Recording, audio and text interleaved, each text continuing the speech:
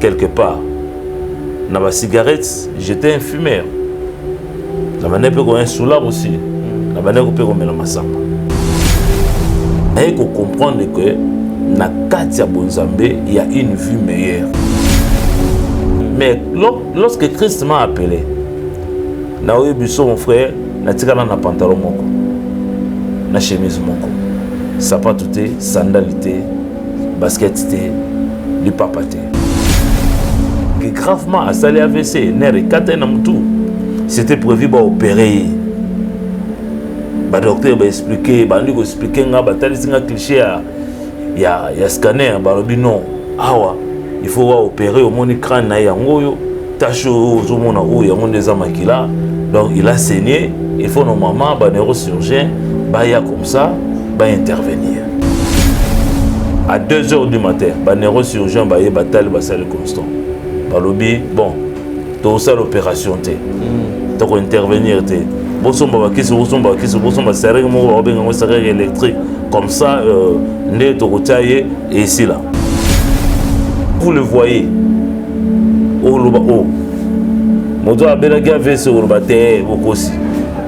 Il est sorti de l'hôpital. Il est sorti d'abord dans les soins intensifs. Le médecin s'est tourné. Un jour, un médecin m'a dit qu'on allait le prendre de près. Il est venu me dire, ton frère était mort, mais il est ressuscité. Alors, d'être à Kala, en tout cas, ils ont une médication makasi. En termes de Bassénéro dans le banane, ils ont une médication makasi. Moi, c'est mon robot, et ça l'a bien été. Au Goliath, bon, il y a théâtre. Et partant de cela, il y a une bêtise, c'est la même. Alors, la valeur, il y a Kala, la valeur, il y a le lot, ils ont bien différent. Kala, il y a une valeur makasi. Mais le lot, bateau baye yango, bazu yango pena, bakitisi yango. Wana eza nango vite. Ozobo sana na certes step wana. Ozana bandeko na yo, ozana ba parents, peut-être ozana bana. Et bana wana bazomona nilité ya papa na yezo ya mama na ye. Nde banda ko considérer papa Kwedi, banda ko considérer ba vieux Doudou, ba vieux Inga, ba vieux Shaba. Nous considérons que maman Boli, maman Bomengo, la population, mais le lot, considération en équité. Pourquoi? Entre nous, tous les gens ont casse, tous les gens ont casse, pour nous écouter la moninga poison. Nous sommes en Zambie, à cause de l'ambeba, mais nous sommes en train de faire Malobananga, il y a un comportement, il y a aîné, le rôle de Denis Les, nous avons un commentaire au Salaté. Parce que la Bible est que c'est mis en haut. Denis Les a reçu l'huile. Pour la routier, guerre, pour tout ça, bonier. Ce qu'on est dans la Seigneur, tu sais que David avait ordonné, pas bon moment. Cela veut dire, Makama va ça l'ensemble de chic. Bambeba na bango, bereng na bango, tika nzambo s'occuper na bango. Parce que Azamoto a joué ma fouta. C'est un homme de Dieu, c'est une grâce. Je vous dis ce qui est vrai. Lorsque vous avez un homme de Dieu dans la famille, dans le pays, vous avez des hommes de Dieu, dans le quartier, dans la parcelle, il va être un homme de Dieu, c'est une grâce. Toi part. Alors, lorsque l'huile est sur la tête, nous n'avons rien. Nous sommes là. Nous sommes là. Sotomoni est né. Nous sommes là. Qu'est-ce que nous allons faire pour ne pas perdre une grâce? Zamba restaurer. Ah, Yemoko, il fallait peut-être. L'idée était que, l'idée était que Azwango a bombango. Mais il a oublié à cliquer sur mon écoute les story. Tu sais que moi je me pose mille et une questions. Ba film ango pour nani. Na famille à moi sur Abali wana ba kumuni ningi. Na famille à kokota. Nzamba sungaye sur les envoûtements, Nzamba sungaye penza ngona kata makambwana. Ce que penza a commis film, vous sentez vraiment que non a commis film moko penza bien. Na ce bilan ane makasi herman. Dernièrement nada qui a affecté na liwa Diane makasi. Donc, vraiment une petite sœur. Bah, comme dit, babomiet, n'est to yoka qui paraît. Lui, tu as qu'à penser, papa. Parce que le secret de la mort, et ça quand Nzambe dem tayebi. Na ebisio mon frère. Nzambe dem tayebi. Le secret de la mort, et ça quand Nzambe. Oh, abomi, après tu vas gagner quoi? Qui a dit que orphelin a koye babongo na kosepelate na mois oya décembre? Tin, bokosi, bozali bongo motema mabe. Tala, Fondation Vida, oyo ezali bongo dirigé na engambe mwasi atona maye le pebonya na bolingo ya bomama kati na ye ba bengi e bongo Emily Seti Mainga mwasi nzambe mwana ya Canada ya tongo balance bongo opération sunga orphelin na mois oya décembre ekosi la bongo le 20 décembre pour na koyeba bongo na ko récolter ba contribution na bino nyonso soki olingi otinda lisungi na yo. Lelo to yana banda kuna bino ko frapper pour na koluka aide. Donc tu as besoin de soutien na bino avec $1 tu peux sauver une vie. Alors en plus de cela tu as besoin de soutien na bino bilamba, chaussures, bajouer. Donc ceux qui besoin nango bo hésiter ko contacter ngaite na numéro na ngai ezali 647 533 43 10. Soki ya solo ozalaka na motema ya bomoto sala lokola mama Emily Seti Mainga mwana ya Canada ya tongo na $1 na yo ya pamba okoki kosunga mwana ayeba pe na kobika. Fondation Vida ya solo olakisi ya solo ete bolingo ya bonzambe ezali kati na bino pe Emily Seti Mainga ozali penda solo moto nzambe ndenge bazali kobenga yo. Pour coller l'utile à l'agréable, awa na Kinshasa délégation moko ya Fondation Vida bakitaki bongo na commune ya Kisenso na orphelinat La Miséricorde. Bozali ebele bokota l'émission de partout na pesi bino mbote. Mbote bala nyonso ya chez Biso TV. Oui, malamu na mission na bino réponse à nos questions. Yande ko napesi moyini nanga mbote, moyini bonjour, moyini nanga bonsoir.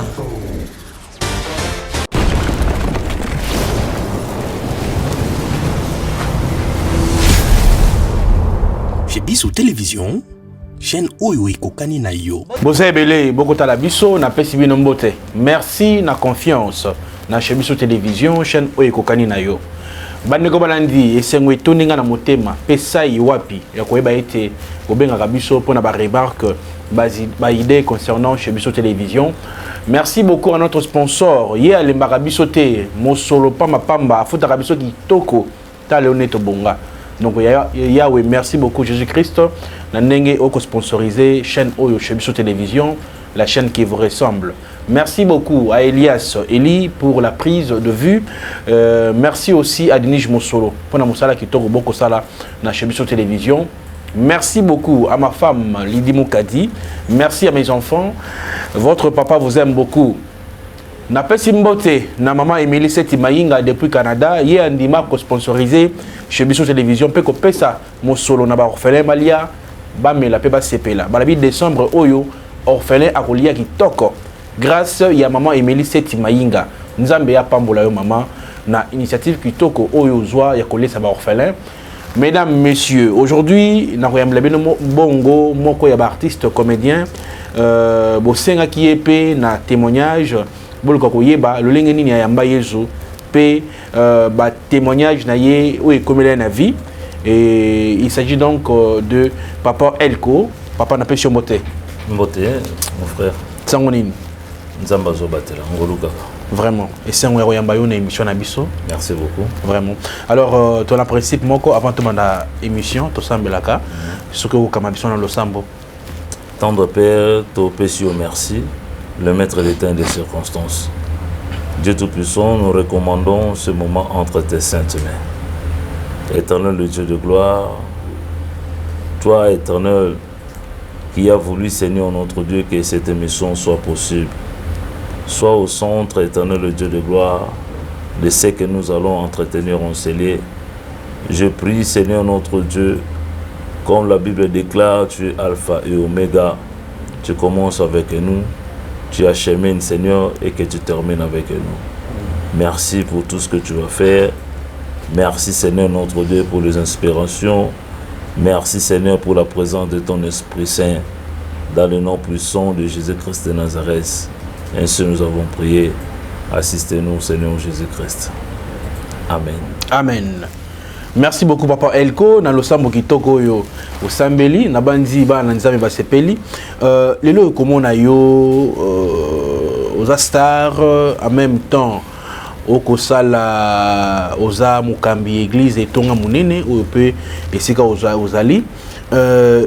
Est-ce que kokabola na peuple de Dieu lo lenge oyamba Jésus Christo ezaki lo lenge nini nzambe azwa yo ndenge nini na lokoto wapi? En fait merci beaucoup pour la question. En tout cas, n'a pas mbolé nzambe pour l'émission yo. Nzamba kumbama.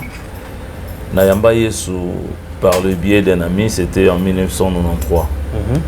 Voilà nazo fanda na grande sœur nanga, ma défunte sœur, deuxième na biso kufa, paix à son âme, Valentine. To fanda naye na venu na biso dans l'église.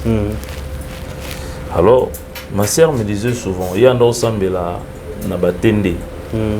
Na batende et pas il y a défunt apôtre Jimmy Pia. Na Medak. Voilà bazaki na valeur mbongo. Ma sœur me disait toujours il faut ressembler la lekinanga. Il faut que lukanzambe, il faut que lukanzambe. Ah. Si on a autant la sœur, to fana naye bon azalaka avandako ya maboto azalaka vraiment accueillante. Azalaka hospitalière. Ba frère bandako ya ba sœur bazoya et puis ma sœur vit azalaka na vie mo aisée. Alors, quand je voyais le frère venir, les sœurs venir, beaucoup plus les frères, tant dans mon c'est qu'un jour j'ai posé la question à ma soeur. Sœur, c'est que yo tu n'as qui nous ressemble, non comme le roi frère na binoana. Donc bango so ba yeba pemi kaka donc ti olambiti damage beli donc yo non wana donc bango balier ermo lequel on transport ba kei. Donc sérieux ce que zo tinanga ce que na makama bon point. Habiter bongo te zaka bango baza ba frère na yamba na bango bongo yo zala bongo ngabi non c'est que vie chrétienne on za ronka bongo. Deuxième des choses na c'est on a no betere masete ngabité c'est so no mona ba frère ko bazo ya balata bien te. Bila mona mongo za bien te. Nga penza te na osambela te ngana tika makambo kolata na landaka makambo donaki na osumba bila mona bazandu tout ça na mandolata ngabi c'est na linga bonti. C'est habité au monde ngate na ba super nanga na ba bijou nanga na kena na église ba métrage tout ça bilamba nanga bien cher on a somba ya poto bon na kena na église na kena na église. Alors cela ne veut pas dire que yo za la bongo kolata ezo dépend de la vie à mutu ndenge ayebeli makambo na ye ya kolata là. Très bien. Un jour a memanga pe na prière na assistaka na culte na bango et après le culte na zone nanga na ensemble souté. Alors en 1993 il y a un ami quand on est venu on a désiré Kapela na témoin kaiti lelo quand bien même azongani sima na manzambe abisinga elko to ke sambela na bisoti. Je n'avais pas hésité parce que na mutoto wana batu so tuna matete batu babi apôtre Mosé Kabengele lelo aza évêque na mutoto wana chaque jour tu as un culte matinal de 5h30 en tout cas aussi ça on est sur 9h puisque tout à l'église un peu loin de nous na quelques mètres kuna tout ça camarade wana azaka na problème mo boye makamka so ya basi so ya ke no simba kisi so ndenge nini nganga pesa ke so bikila chango esika mama na bino alambaka jour wana pe acha maki esika mama alambaka mama komboli na ba putulu na ye na ba maki donc akenda bwaka Mr Nazonga panganga lokola charlatan wa ibisi non ndenge zawana ha okufa apese sous ba condition amone ke ba condition ya makasi atala ya ba condition ya makasi. Il a jugé bon ya kolukanzambe mais siko muto azwa ki siko tango azuli kanisiwana abinginga alobena nga kaka évangéliste binga na ibapakano elle ko to ke sambela na bisoti et le matin to ke culte matinal ne esika na bana yo makambo ya losambo na bani ko sambela na bani ko na koti prière kuna na yeba na pe ko sambela te un jour l'apôtre a dit au cours il y a bentation de prière mo ndoko kotinda alobi moto ayebi ko bonde la te alobaka gloire à Dieu, gloire à Dieu, gloire à Dieu. Et c'était un vendredi. La télémaki, dans Sambela, alobaka gloire à Dieu, gloire à Dieu, gloire à Dieu. Mon frère, j'ai senti en moi de la tête jusqu'au pied. Donc on a senti au moins que nous avons quitté ça. Nous avons quitté. Nous avons senti que nous avons tout. Et c'est quitté. Nous avons tika le peuple. Les kingo tika le peuple. Les quitté. Nous avons senti que nous avons quitté. Nous avons senti que nous avons peuple. Je n'ai pas compris. Ah, phénomène inongo. Et c'était le même jour où l'apôtre avait dit à décréter jeûne il y a 3 jours.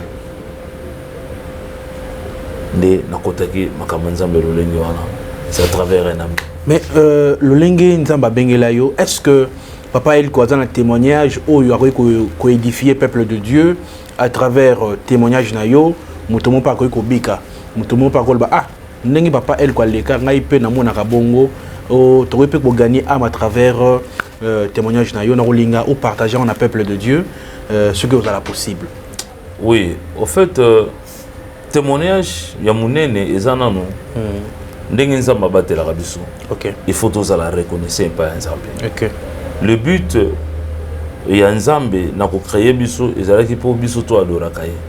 Voyez Paul à Zoloba dans Romains chapitre 12, du premier au deuxième verset. Le premier verset à Zoloba, ne vous conformez pas au siècle présent. Alobi d'abord non. Alobi, je vous supplie, je vous exhorte donc frères, d'offrir vos corps comme un sacrifice vivant, saint, agréable à Dieu. Comprendre. Alors, pour que ça soit un culte raisonnable. C'est-à-dire que d'abord, ta vie doit être un culte pour Dieu. Notre vie est appelée, il y a qu'à glorifier Nzambe, il y a qu'à sanger Nzambe, il y a qu'à yembe Nzambe, puis il y a qu'à adorer. Alors, le témoignage que je vais donner, c'est au cours de cette émission, je veux dire que Nzambe a Zwanga quelque part. Dans la cigarette, j'étais un fumeur. Dans un soulard aussi. Mais ce jour-là, j'avais pris la décision, Yarotika. Et j'avais compris que non, la vie meilleure. Mon frère Jik, tant on a continué à Makambo Nzambe, on a comprendre que na Katia Bonzambe, il y a une vie meilleure. Vie mon côté en dehors, il y a Makambo Nzambe et l'équipe vie wana. Jamais. Parce que vie n'a eu comme sécurisé, vie n'a eu comme protégé, vie n'a eu comme une assurance, vie n'a eu comme béni, vie n'a eu comme une prospérité. Donc, au comme bénéficiaire, il y a ma promesse en Zambé. Ok. Voyez. Alors, j'étais un fumeur. Mais c'est fait que Babenginga, Nzamba Zunga, a libéré nga, aujourd'hui, je suis très à l'aise. Naza très très à l'aise. D'abord, au départ dans ma vie, mais lorsque Christ m'a appelé, Naoui Busso, mon frère, na tikala na pantalon moko, na chemise moko, sapatou, sandalité, basket, du papaté. J'ai porté même une babouche à petite terre nanga, claquette. Il y a une forme mobile. Il y a une Nigeria, il va le faire au latin. C'est comme ça que Nzambe. Tant on a talaki bilamba, Nzamba bino na confondre. Alors bino tant kala au défait lamba moninga jouer lamba, moninga jouer lamba, moninga jouer lamba et tant bazunga bilamba ni ce qui orozonga na senga boy non mutumote azongi selangango. Et jusqu'à ce que Christ m'a appelé. Et j'avais compris que la vie chrétienne est ça pour la bilambate. La vie chrétienne est une vie meilleure quand il y a. Alors, le témoignage, c'est que dans Katilankolo, j'ai reçu beaucoup de facilités dans ma vie. D'abord, Dieu m'a envoyé comme un missionnaire dans ma famille. Il y a mon petit frère, qui n'a pas de problème, mais à travers la prière. Non pas loin d'ici, même cette année, mon cadet, a gagné la chose intensif. abelaki gravement à sali AVC nerf ekata na mutu. C'était prévu d'opérer. Le docteur va expliquer, un cliché il y a scanner, non. Awa, il faut opérer au monde crâne na yango tache aux homona ou yango des amakila. Donc il a saigné, il faut normalement neurochirurgien ya comme ça, intervenir. Nathalie na lubinzambe. Intervenir. Connaissant ma comme intervention malgré l'explication, n'avait que simba na ngote. En tout cas, j'avais transformé la parcelle, il y a clinique des universitaires, en un lieu de prière. Mon petit frère était là, dans les soins intensifs. Moi, je ne faisais que prier. Et cette nuit-là, tombe à me mettre dans les soins intensifs. À 2 h du matin, le neurochirurgien va bataille le constant. Balobi, bon, tout ça l'opération, tu dois intervenir. Électrique comme ça et ici là voyez bolamu ezakati na nzambe vraiment et si quand beaucoup dépenser 2000 3000 $, mais nzambe alobi non beaucoup dépenser en côté et si quand nganga balobaki non et si quand il faut intervenir mais pour nzambe alobi jamais bako intervenir. Alors j'ai prié Dieu. Mon petit frère était sérieusement malade et le médecin m'a dit que non, ils allaient type AVC mortel. Ouais, type AVC mortel. Aujourd'hui, mon petit frère, Azatan a des défauts corporels, ni dans le boko, ni dans l'issue, ni dans le colo, ni dans le monokonaï. Vraiment. Quand vous le voyez,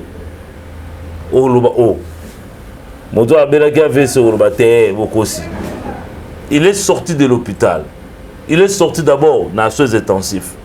Le médecin s'est tourné. Un jour, un médecin m'a dit qu'on a le pénal de près.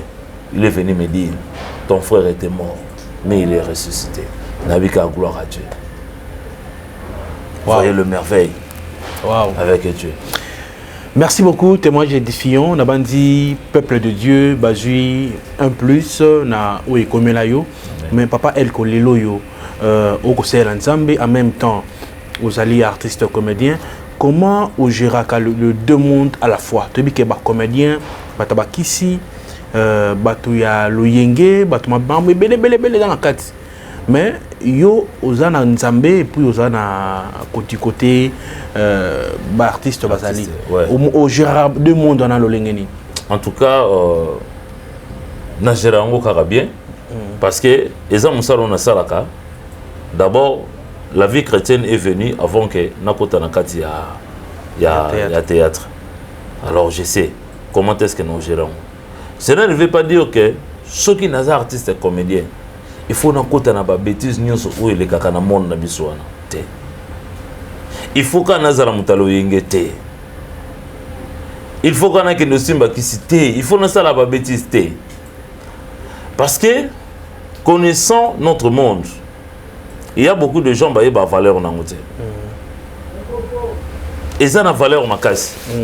Nous, en tant qu'éducateurs en masse, nous, en tant que des enseignants, nous sommes soit à ça la théâtre, nous sommes un enseignant. Peut-être que c'est un informateur. Peut-être que nous sommes un informateur. Quand tu es là, les gens te regardent. La parole, enseignement, alors, Najera Kapenza, bien. Les jours de mes cultes, les jours de mes prières, en tout cas, Nalinga Akudute. Nalinga Nangate, Kosala, Musala. Je me concentre, Nakatalo Sam. Et le jour où il y a un théâtre, Nakendaka. Nakena Sali. Tant on a ici, Papa Chic, Nazu Sak Nanga.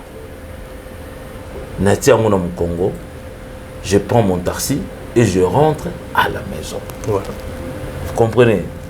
Nazana vie à ma sangate, Nazana vie à ma boîte, Nazana vie à ma loyengete. Donc je dois me concentrer. Et ça me sala. Nakoko vous allez exposer. Et puis l'artiste va exposer. Vous voyez? Parce que nous sommes ça il y a des gens qui vont te juger. Parce que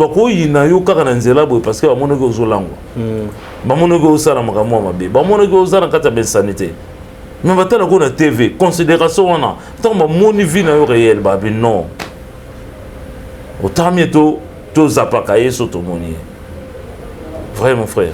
Bon, théâtre à Lelo, na théâtre à Kala, parce que je me rappelle, vous avez plus ce monde à l'époque à DVD, vous avez Makassi, j'ai pris au top Makassi.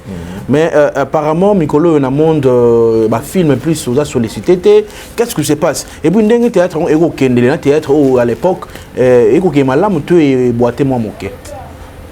il y a un théâtre à Lelo, na théâtre à Kala, en tout cas, Nakolo Babouye. N'attends moi nous avons un DVD bato bando alanda pe biso mais bato acteur bazaka mingité participation pe dans ba film il y a acteur et ça rappelle na mingité quand le producteur vient il faut sélectionner ba oyaye alors ba biso tout ça là be formo boye to kota na kacha carré wana hein na yena nga sima mais mon savoir et pesinzela c'est que na kota penza na kacha carré wana que je commence aussi à être cité parmi Bato Babandal Bosonanga et parmi les grands que la Robengaba. Alors, théâtre à Kala, en tout cas, ils ont une éducation makasi. En termes de Bassénéro dans le banane, ils ont une éducation makasi. En termes de paix, il y a acteurs, dans la jeune, dans la scène. En tout cas, tous les bâtiments cohésion, ils éducation makasi. Et puis, nous avons considéré Moussala et Wana avec les amétés. Mais aujourd'hui, dans le monde, il y a le lot, comme dans la vente en ligne, Barthe va commis et belé. Théâtre à Kala, Moutabanda, il y a un pont de Tingana côté dans le théâtre, dans le monde du théâtre. Et ça qui est pratiquement difficile. Lorsque Milo m'a appelé, et qui est pratiquement difficile, je ai refusé. Ah ben non, toujours que nous n'avons pas. Jusqu'où? Alors j'ai refusé.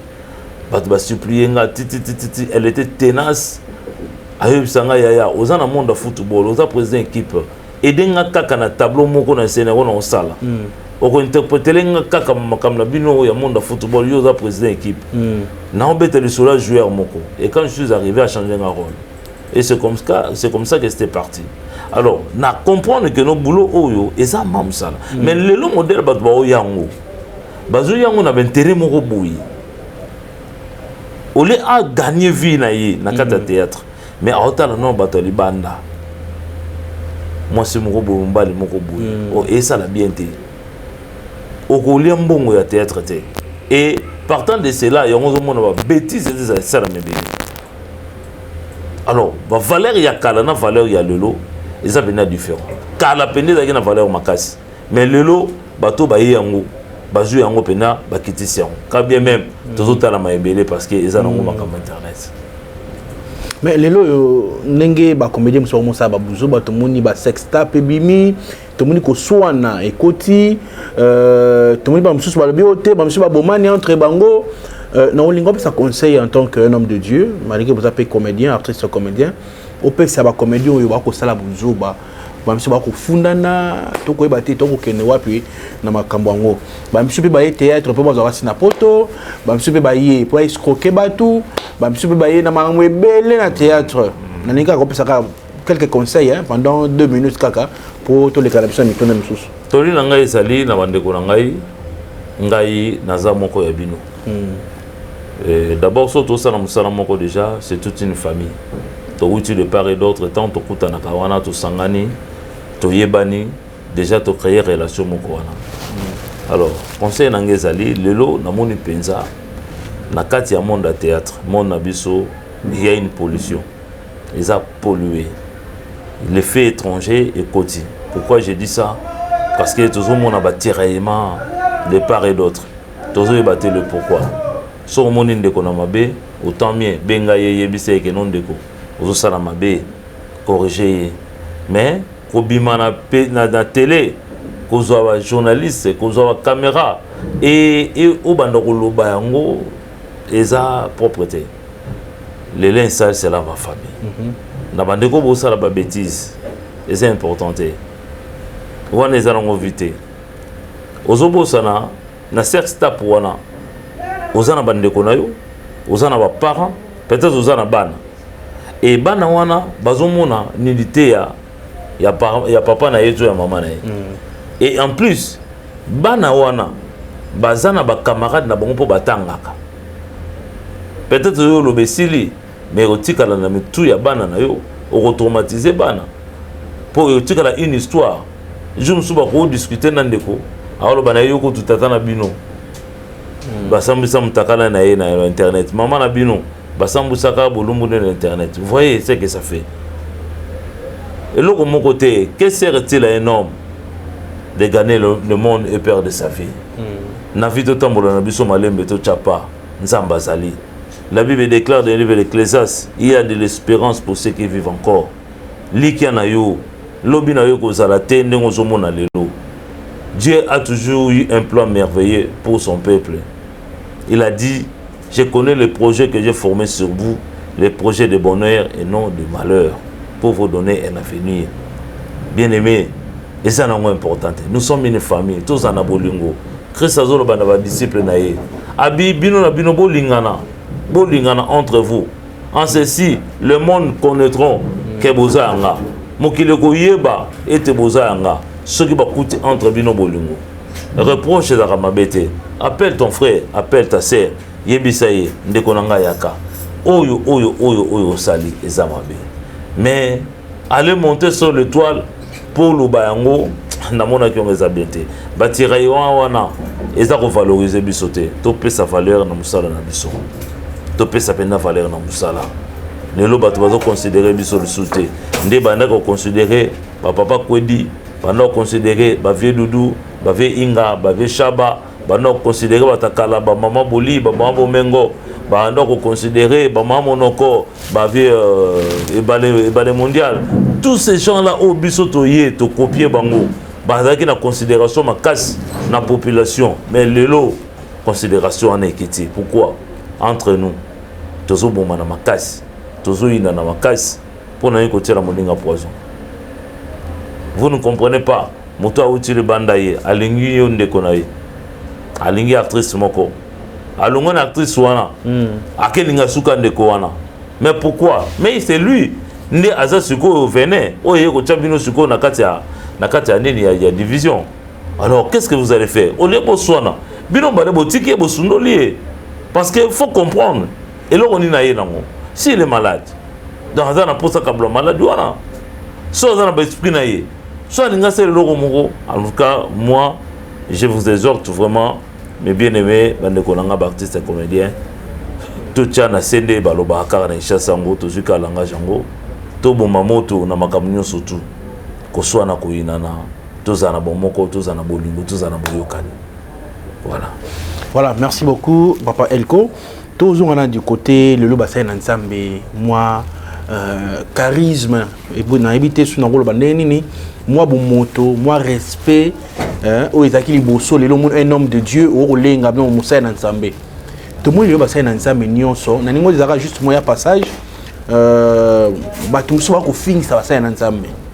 Posa na tunyo sur un cadre il y a un homme de Dieu tomoni mai ndeko na biso denile sa ko sala lelo yo tomoni akumokota na boîte de nuit akota mona ex-femme ya Mike Alambayi badi ba propos na ye lelo akumotumba zamba ko na sens que Marie Misamo zaka na bimana sonika futa babota mwana donc ERC et association d'église chrétienne et Kotimoto peli moto lelo yo bandimi mingi bakumko boya ko kena ba église neti ngayo yo mwana na mwasi na bana na isa bana na ndako ni yori ko loba tant qu'un homme de Dieu na nyonso ma nyonso ekoleka d'abord na bana na yo tango lobi ngayo yo na mwasi na bana to fa na ndako mosala nzambe akosala mbeba mais nzambe otikala ko bonga na te nzambe otikala na nika nzambe faut le savoir et kozo ba décision wana et pas nzambe ko kanza te nzambe sepelango. Soit tu pries le Seigneur, le banaye nkolo nazana posola kisanga isika owe malam na ke bondela. Pona ko taba commenter to ko pesa maloba na ngai na comportement ya aîné. Le ko la Denis nazana ba commentaire au salate parce que Bible c'est pe ki sabiso yango. Denis a reçu l'huile. Vous savez lorsque Saoul a été rejeté dans Nzambe. Mais Nzamba pona ki David pour remplacer dans royauté. Okay. Obi mukolo oyo l'homme oyo Saoul yemo ka senga kaye abomaye parce que mon que non a vivre le souté. Ce monsieur est venu raconter à David, regardez, il y a ça. Saoul, la coutier, guerre, kuna, tout ça, bonier. Ce qu'on est dans Asenga ngana bomaye. Tu sais que David avait ordonné pas boma mutuana. Donc cela veut dire makama basala nzambe chic. Bambeba na bango, berere na bango, tika nzambe s'occuper na bango. Parce que aza mutu azui mafuta. David alobe na mutu wana abi jamais na kocha maboko na ngali kula mutu oyo nzamba tya mafuta. Peu importe ce nzamba rejeté ye, tika nzambe moko s'occuper na ye. Eloko moko kaka ya mutu ya o biso de Seigneur tout ça là. Un homme de Dieu, c'est une grâce. C'est un homme de Dieu, c'est une grâce. Je vous dis ce qui est vrai. Lorsque vous avez un homme de Dieu dans la famille, dans le pays, vous avez des hommes de Dieu, dans le quartier, dans la parcelle, il y a été un homme de Dieu, c'est une grâce. Nous avons toujours à travers ses serviteurs pour accomplir le miracle. Dieu choisit toujours un homme. Puis à part. Un homme de Dieu, c'est un mis à part. Aujourd'hui, dans notre pays, toujours minimisé. Parce qu'à commettre l'erreur, ce n'est pas un problème. Mais un homme de Dieu, c'est un mis à part. Ma foute à part. Alors, lorsque l'huile est sur la tête, nous n'avons rien.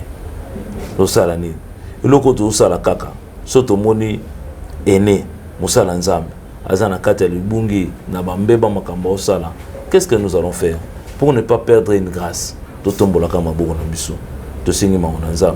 Nzamba restauré, Nzamba zongisaye, atika yete, akena libungu. Vous savez combien de gens, les leçons Moussala Nzamba dévié, combien de gens quand on lobby, peut-être nous avons encouragé à monter, bakubunga penzela. Parce que nous tous à la rabouille, tous à la miroir pour n'a pas te belé. Moutazoya, aotala a Moussala Nzamba na sambela bien, até aka bien. Mais le leçon quand bébé foi naïe, si c'est converti. À se convertir ça parce qu'elle m'a té à Moutouana té. Les leçons Moutouana Zobunganzela. Il y a un même David Nzambe a livré à Saoul Nakata grotte. Saoul a zoluka David. David a batami. Saoul a landé Nakata grotte. Saoul pongé sanini et juillet. David a moni Saoul. Azalaki n'a plein droit. Azalaki n'a plein droit. Yarobomaye. Mais ajuke elambakati. Amati le kolangomba. Abissier, mon Seigneur, Abengue mon Seigneur, malgré été rejeté, a été mon Seigneur. L'Éternel, le Dieu, a livré que nous beaucoup. Mais nous avons bêté. Donc je n'ai pas de commentaires à faire là. Moi, mon problème est de prier pour lui. Même je ne regarde pas. Natal a raté. Le peuple de Dieu, je vous dis. Sextap, comment on a ngoté à la sujet autorité pour nous, on se peut la partager en c'est une malédiction. Et vous avez la malédiction. Et vous avez la malédiction. Je te dis, tant que la Bible, vous comprenez ma Bible. Tant que la Bible, qu'est-ce que Myriam et Aaron ont fait? Bah c'est Kaka Nan, Moïse, bah ça là, bah c'est qui Kaka, nous sommes frappés. Vous comprenez? Makama nzambe ya bato basala nzambe sikela yango nzambe ye moko s'occuper na soki nzambe rejeté ye moko a exposer ti au mona mutoko na suka. Mais je n'ai pas de commentaires à faire là-dessus, jamais. OK, namoni du côté bosana nzambe bo ça commentaire legi na yo Herman deuxième vidéo ibimi deux au courant on a ma ye mo c'est comme filmer ye moko nani on se kolekana to ko ebatiza kaka Boumouana, ils allaient succès, biloko to simbaka, donc to koyebate. Wana ma ezali yemoko à filmer. Naoka ki yango. Donc ils a ma vidéo monsieur bimi yemoko c'est filmer. S'il vous plaît. Hier. On banale ki noni et puis ma benga ngai il y a une nièce dans mon boy. Bon, tu es ben kazane fan mais ya ben to benga noko nièce noko nièce. Namona commenter ma caprice bolingo bien que je sali. Ce qu'on a mon à commenter. Je moi na zanga makambote pour ça commenter quand ndé mon ani wa kwakala. Na bia zanga makambote. Na bengi non, na bengi. Qu'est-ce qu'il y a? Pour le bagil kamongote. Yo Herman yo, Herman. Qu'est-ce qu'il y a? Ote noko Herman. Allez ici, ta la célébrer ça, célébrer. na habité et en envoûtement. Alors il fallait peut-être l'idée était que ndenge ya pesa explication, l'idée était que azwango abombango, mais il a oublié à cliquer à on a écouté les story. Il y a un faut que fitaka ko sala ka bambe le Coran. Pourquoi on s'est posé yo moko pour rien. Et ça ba sentiment na bino. Pourquoi filmer? Tu sais que moi je me pose mille et une questions. Ba filmer ngo pour nani? Na famille à moi sur abali wana ba kumuni ningi. La famille qui est au côté. Nzamba Sungaye, sur les envoûtements, Nzamba Sungaye, Pentalo, on a quatre macambouana. Ils ont bien été, d'un côté, ils sont Bissop et Baptiste comédien. D'un côté, Bissop et Nande tout Sambo. Parce que c'est l'un de nous. C'est l'un de nous. Toi, c'est l'un de nous. Tant bon fingaye, bon sang sabi son news tout. Ne va pas mouiller comme on dit à finir sa baille news tout. Vous comprenez, papa? Donc, ce n'est pas bien. Sur les envoûtements de Nzamba Sungaye. Nzamba Sungaye, tika makambouana tika mpenza. Na sepelaka na jeune frère na ngana makasi. Il est intelligent. Voilà. C'est un artiste de qualité. Après, le jeune frère Azana écriture moya bien. Ce qui pensa a commis film, vous sentez vraiment que non a commis film, mais qu'on pensa bien. Na sepelaka na makasi herman. Na idée trop na wa film ya na bandi musarabu na obenga yo oya bochanga poa. Je ne refusais pas. Aïbsinga senaro na talinga en tout cas c'est très bien. Vous comprenez? Donc c'est comme ça que na lingaka penza baleki na ngani surtout ya théâtre mais ça kaka pasi et ça par rapport à makambo azo sala on a bien été c'est un homme marié déjà. Vraiment ça fait très mal. Soni na libota et puis Soni na famille Baba Bokilo, Baromona Moana. Voilà Moana Bisso, même Makamo, et Kobanda. Et Bounabasi Moussoussou. Et l'on a ça fait très mal, ça fait très mal. Est-ce que, président Elko, est-ce que le rôle peut être Koko Isayo, Koko Isakondimanayo, le loba pesio ou jouer par exemple, ou jouer Yankee Morobo, Topé Bachao, dragueur de femmes, Nakata film. Quoi ça appelle impact sur la personnalité nayo. Tout aux arabes rôle morobo est réservé, il faut jouer mon style en Zambé, topé il faut ça la bonne. Té na pona barol té. Na jouer barol nyosto. Na jouer barol nyosto. Bacho jouer bandit, violet. Na jouer barol nyosto. Je le fais déjà. Donc au moni bon côté à vie chrétienne, les a différents na musalo na osala. Peut-être au moni biso tous à la kaka. Na ba jugement moko ya son osala le logo ah t'es pasteur non. Dans ça qu'on incarne rôle wana za boulot nga ce qu'on sala. C'est un film mais ce n'est pas une réalité, c'est pas aussi une vérité. C'est un film que Robert a battu musuma bako hein. Mais ni pasteur ba ko simena mandefu bongo, ba simena suka tolo donc moi quelque part muta Robert ali bako. Te ma bako te photo e baka ko sala ngala kangama na rôle moko te ko na za pasteur te. Na joa ba rôle belé na joa ba fo trop na joa nga moko na msuba ba opesa nga rôle boy nga mona bobenga nga vie boma na joa rôle mo vie boma étant toujours pasteur na joa rôle moko ya nani ya bouboule vieux bourreau un vaurien ba vie moi quartier il y a pas longtemps ici na joué rôle mo nga na Doudou Soupu awa et rôle moko ya yame atanga me ya moko donc mato na quartier à ça la raté tout ça donc a komanika boye konfuka ba petit ko gangla ba petit ko loba mabe baneni ki yanke kaka non et même ça et quoi ça kondima ata mutu moko te na mutu azo comprendre ngochi bien comme que na suka émission mais mutu na mo ezali to cha parmi bato européen est-ce que papa il ko bala to akozela nini mutu na pe ba isenga na mutu wa isenga na ya mbo mutu na tinga ya mbo na to no soko bala te na bala te na na mona ni te oya ya no OK to boyo comme le roi pasteur Moïse Mbia le biya ko bala ta ba che stade de matu ba metti bala na bala te on les opinions ne pas bala raté pour la bala raté apporte pour la bala nete oh ouais apporte pour la bala te mais monde allait le faux balade. Monde allait le faux balade ça. Si, bien sûr que oui, mais après on a plusieurs exemples moi apporte pour la balade. Et moi ça apporte pour la tegala aux alaté, ban apporte pour la tegala aux alaté. Il a fait sa mission. Yesu pas balana été. Yesu pas balana été.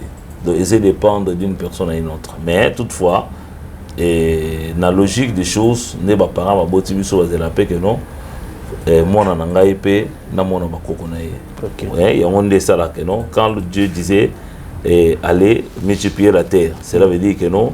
Mon cadio ko buta bango 5 ou 3, bana no pe na sima, baboti bana bana, c'est comme ça que la multiplication est yaka. Donc c'est-à-dire c'est il y a des familles et ça parce que le bota. On est ça avec la famille. Oui, que non. Na yo moko déjà, aux en bas non ça tout, aux en bas koko non so combien, ba koko no bazali. Et ça bien. C'est ça, les familles. Mais alors on a c'est pour la on a retrouver ba comédie militaire, ba staff, ba matanga, ba est-ce que okenapé kingakati? C'est pas benga yo? Ouais, kingakati c'est na kenda. Combien de fois? Na kenda kingakati ba 3 ou 4 fois. Ah, ok. On a qu'à retrouver matanga. Bon, n'a qu'à matanga. Il y a des fois la caméra de Yamoboué n'a évité rapé. Mais n'a qu'à matanga. Par exemple, qu'on a dit dernièrement qui est affecté na Liwa Diane et Makassi. Donc vraiment une petite sœur. Bah comédie comme Babomiet, n'est Toyoka qui paraît. Liwa utaka panzambe papa. Liwa utaka panzambe. Mon temps a pouvoir on la paix mazati. Attends Satan, attends la paix maté. Parce que le secret de la mort, et ça quand Nzambe dem tayebi. Na ebisio mon frère. Nzambe dem tayebi. Le secret de la mort, et ça quand Nzambe.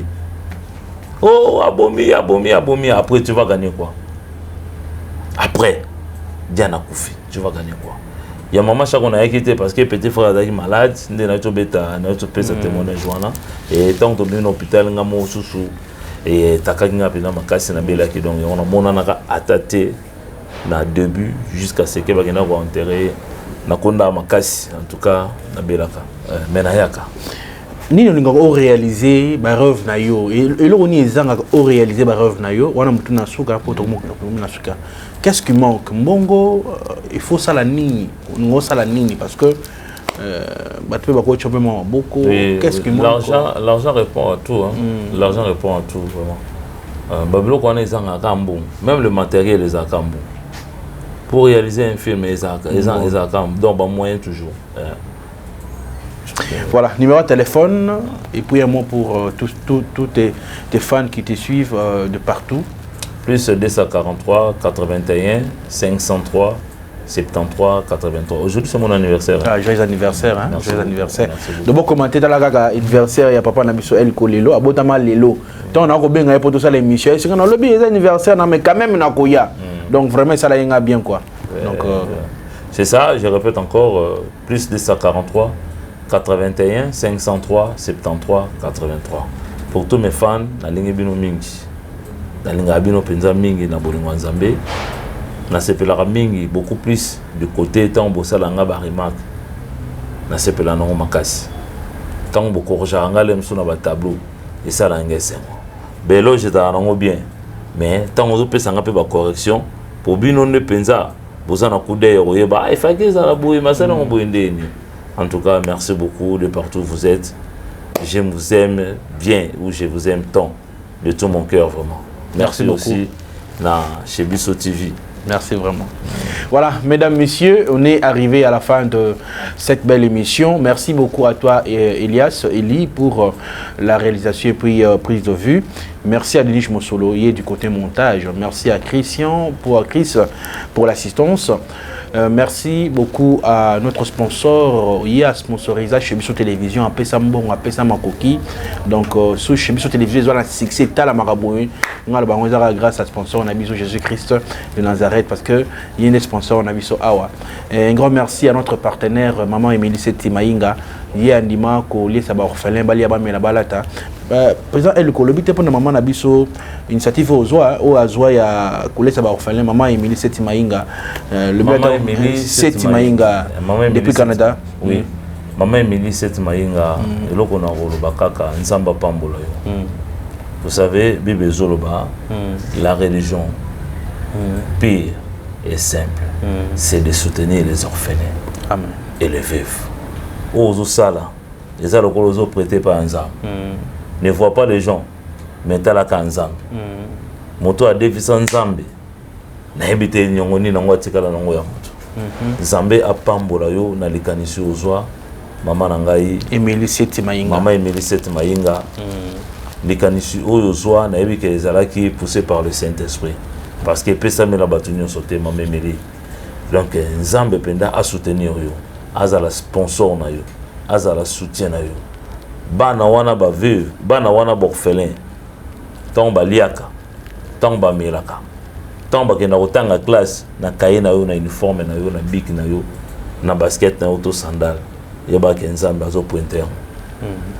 Le bienfait n'a jamais été oublié par Dieu. Biso bato mokili to ko bosa na bolamu. Kasi Nzambe akotikala ka ko bosa na ka bolamu ata mokolo mokote.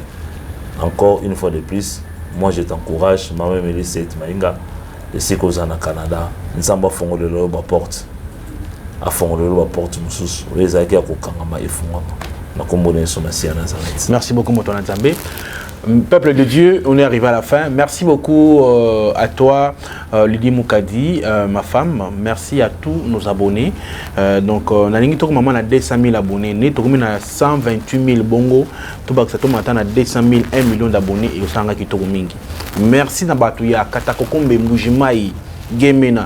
Na ceux qui m'appellent ya Mbandaka. Merci na bino banaka. Na mone bappel na bino do. Na chez Biso Télévision, on a iso kamu isanga mais bazo consommer on a RDC ko saganate. Donc la place ba pouvoir consommer plus à 100%, plus de 40% RDC consommé, 60% dans les États-Unis, Londres, Banini.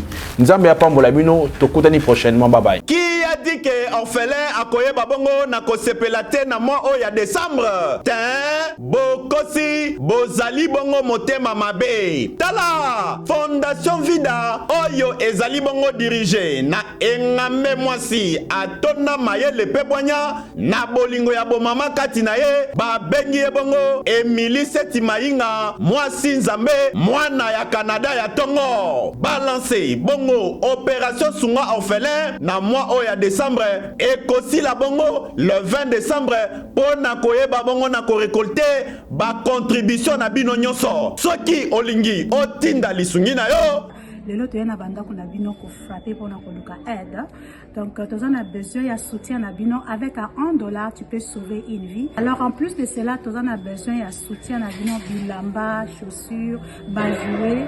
Donc ceux qui besoin nango bo hésiter ko contacter ngaite na numéro na ngai ezali 647 533 43 10.